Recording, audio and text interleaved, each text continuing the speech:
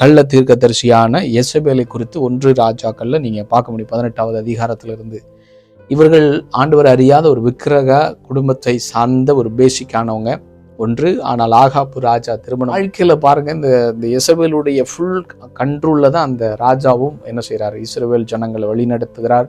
இப்போ இவங்க என்ன பண்றாங்கன்னா, உண்மையான கர்த்தருடைய பிள்ளைகளை கூட, உண்மையாய் கர்த்தருக்காக ஊழியம் செய்து கொண்டு அன்றைக்கு இருந்த இஸ்ரவேல் ஜனங்களை கூட என்ன செய்யறாங்க, வழி தப்பி போகும்படிக்காக இவங்க என்ன செய்யறாங்க, வஞ்சனையாக அந்த ஜனங்களை என்ன பண்றாங்களாம், வேசித்தனம் பண்ணும்படிக்காகவும் விக்கிரகங்களுக்கு படைத்ததையும் விக்கிரகங்களுக்கு ஆராதனை செய்கிறவர்களாய் மாறும்படிக்காக இந்த எசபேல் என்ன பண்றாங்க, இந்த ஆகாபும் சரி அவங்க கூட இருக்கிற அந்த இஸ்ரவேல் ஜனங்களையும் பாவத்திலே வழி தள்ளி விடும்படிக்காக இப்படிப்பட்ட கொடிய பாவத்திலே இவர்களை வஞ்சித்து விழத்தள்ளுகிறார்கள்.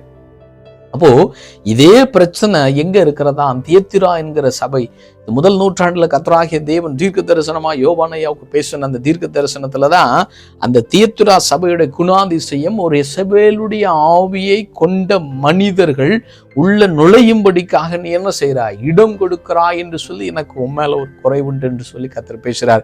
இந்த கடைசி காலத்துல ஆண்டோடைய வருகை நாட்களிலே வாழ்ந்து கொண்டிருக்கிற கர்த்தருடைய பிள்ளைகளை இன்றைக்கும் பாருங்க, நிறைய கள்ள தீர்க்க தரிசிகள் இன்னைக்கு எழும்பி கொண்டிருக்கிறார்கள். இவர்கள் என்ன பண்ணுவாங்க, இந்த விக்கிர ஆராதனை ஆகிய பொருளாசையை தூண்டுகிற விதத்துல பிரசங்கங்களை இன்னைக்கு அள்ளி வீசிக்கொண்டு ஜனங்களை பாவத்திலே இருந்தால் போதும், அசுத்தமான விபச்சாரங்கள் இப்படிப்பட்ட பொருளாசை என்கிற விக்கிர ஆராதனைக்கு ஏற்ற விதத்துல என்ன செய்யறாங்க, இன்னைக்கு ஜனங்களை வழி நடத்தி அவர்களை பாவத்திலே விழத்தள்ளும்படிக்காக கள்ள தீர்க்கதரிசிகள், எசபேல்ல இருக்கக்கூடிய எசபேலின் ஆவிகளை உடைய அநேக கள்ள தீர்க்கதரிசிகள் இந்த கடைசி காலங்கள் எழும்பி கொண்டு இருக்கிறார்கள் என்று சொல்லி கர்த்தர் நம்மோடு கூட பேசி கொண்டிருக்கிறாங்க. அதனால இனம் கண்டறிந்து இப்படிப்பட்ட கள்ள தீர்க்கதரிசிகளுக்குள்ள நம்ம போய் மாட்டி விடாதபடிக்கு நாம் ஜாக்கிரதையா இருக்கணும்னு சொல்லி கர்த்தர் நம்மோடு பேசுகிறார்.